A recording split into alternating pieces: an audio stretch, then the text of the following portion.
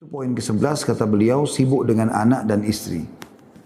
Dan teman-teman sekalian sibuk dengan mereka adalah hal yang baik, boleh saja. Kita sibuk penuhi kebutuhan mereka, iya. Tetapi jangan sampai sibuk dengan mereka ini membuat kita lalai dari ibadah kepada Allah Subhanahu wa taala. Dan itu yang banyak terjadi. Itu banyak sekali terjadi. Jadi karena hanya untuk mengikuti keinginan anak misalnya, maka terpaksa si orang tua melanggar hukum Allah SWT. Seperti misalnya di musim liburan, minta berenang. Pergilah ke kolam renang yang terbuka aurat-aurat di sana sini.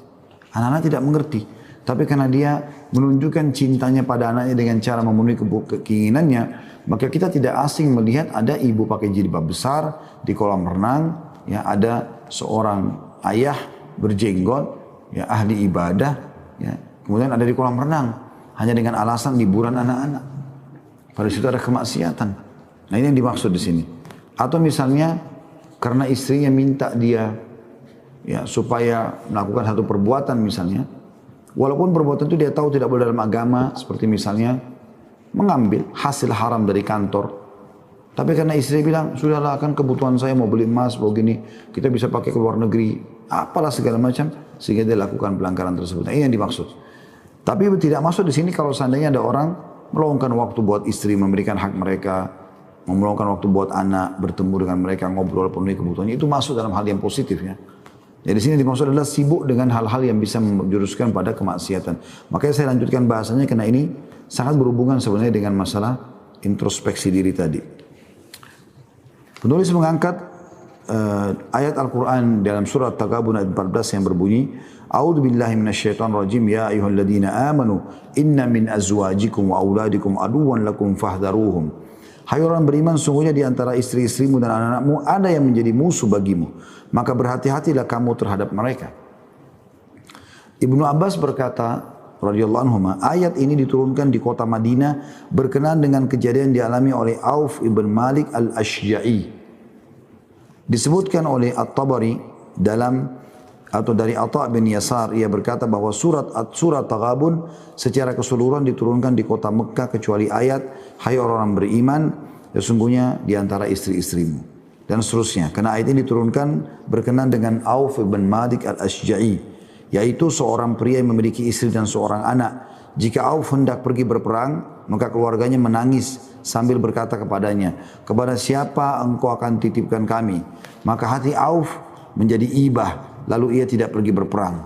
Maka Allah Subhanahu wa taala berfirman dalam surah Al-Anfal ayat 28, A'udzu billahi minasyaitonir rajim, wa'lamu annama amwalukum wa auladukum fitnah. Dan ketahuilah bahwasanya hartamu dan anak-anakmu itu hanyalah sebagai cobaan saja. Ya, ini diambil dari tafsir Jami' di Ahkamul Quran, tafsir Qurtubi di jilid 18. Jadi teman-teman ada sebagian salafus saleh itu, dia panggil istrinya untuk sholat. Tapi kalau istrinya tidak bangun sholat malam, dia pun pergi sholat. Ya. Dia sholat. Dia tidak mau terlalai dengan istrinya tidur yang tidak mau ikut ibadah. Karena di antara mereka itu sampai sekian tahun sholat malam istrinya nggak tahu kalau dia sholat malam. Untuk menjaga supaya keikhlasan dia ada gitu.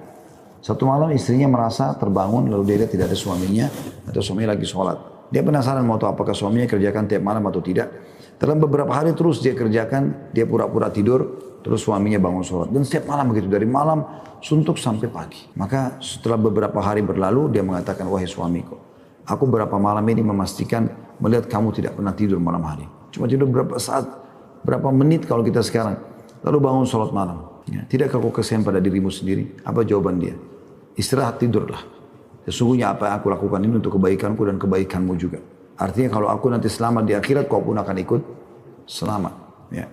Jadi mereka bukan malah terpengaruh dengan pasangannya yang membuat dia lemah dalam beribadah. Ibnu Katsir berkata tentang Al-Anfal ayat 28 tadi, dan ketahuilah bahwasanya hartamu dan anak-anakmu itu hanyalah sebagai cobaan. Maksudnya adalah sebagai ujian dan cobaan dari Allah SWT kepadamu. Maka jika Allah memberikan semua itu kepadamu adalah agar Allah mengetahui apakah kamu bersyukur kepada Allah ataukah kamu sibuk dengan mereka dan rela dengan tawaran mereka daripada perintah Allah. Tafsir Ibnu Katsir jadi dua tentunya. Ini sebagaimana saya bilang tadi contoh-contohnya ya. Karena banyak laki-laki korupsi, ya, mencuri, menipu, melakukan perbuatan-perbuatan haram justru karena tekanan istrinya. Justru karena desakan anaknya, itu kan kebutuhan mereka. Istri dan anak merupakan cobaan bagi suami. Terkadang seorang suami sibuk mengurus semua hal itu dengan melalaikan ketaatan kepada Allah Ta'ala, khususnya jika istri bukan wanita salihah, hingga istri menyibukkan dirinya dan suaminya kepada kebatilan. Sibuk pergi ke bioskop, sibuk pergi ke karaoke keluarga, sibuk pergi dan itu. Berapa banyak kaum pria yang berpaling dari ketaatan terhadap Tuhannya hanya karena istri dan anaknya. Oleh karena itu, seorang pria hendaklah berusaha mendapatkan istri yang salehah yang dapat membantunya dalam urusan dunia dan agamanya. Sesungguhnya dunia adalah kenikmatan sementara dan sebaik-baik kenikmatan dunia adalah wanita yang salehah. Sebagaimana Nabi SAW sabdakan dalam hadis sahih.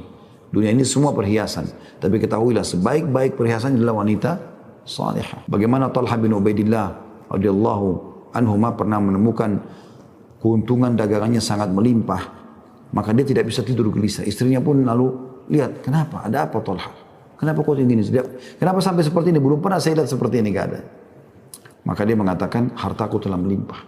Tadi dia tidak mau bilang, dia mengatakan, wahai istriku, kau sebaik-baik istri seorang muslim. Artinya, gak masalah, jangan jadi beban pikiranmu. Kata istrinya, enggak, kalau gitu coba ceritakan pada saya. Mungkin saya bisa bantu. Kata dia, harta sudah makin banyak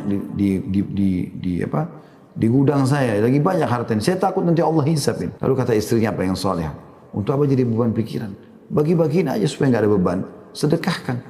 Jadi bukan malah dia bilang, kalau gitu berikan kepada saya beri kebutuhan saya, enggak. Maka dia pun sama istrinya semalam suntuk gak tidur, bungkusin uang-uang itu dibagikan kepada fakir miskin malam itu. Tidak tiba subuh hari, kecuali sudah habis semuanya. Pria yang lurus mengetahui bagaimana mendidik istri dan anak-anaknya dengan pendidikan yang baik, yang dapat membahagiakan hatinya.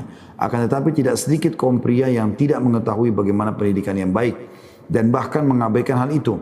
Lalu sebagai akibat mereka mengalami kegagalan dan kerugian.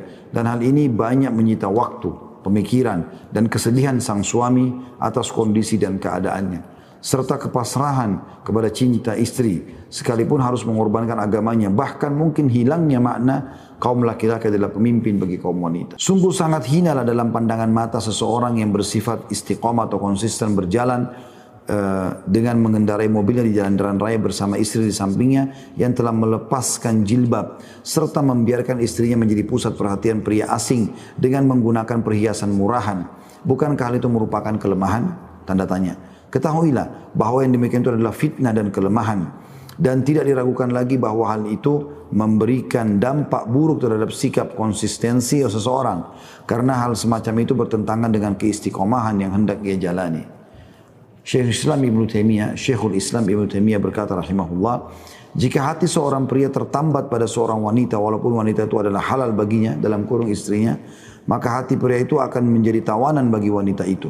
Saat itu wanita menguasai diri suami dan dapat berbuat sekehendaknya. Sementara pada hakikatnya pria adalah tuannya, karena pria adalah suaminya. Adapun anak, maka cukup dengan apa yang disabdakan Rasulullah SAW, al-waladu mahzanatun majbadatun majhalatun mabkhalatun. Artinya anak dapat membuat seseorang menjadi sedih berlebihan, takut berlebihan, bodoh berlebihan, dan pelit. Jadi ini hadis Nabi SAW luar biasa. Hadis ini diriwayatkan oleh Albani dalam Sahihul Jami', atau disahihkan oleh beliau. Orang yang di atas tidak berarti hanya meninggalkan pernikahan. Orang yang di atas tidak berarti harus meninggalkan pernikahan dan tidak punya anak. Melainkan maksudnya adalah bersikap waspada terhadap semua itu agar tidak tergelincir pada perbuatan yang haram.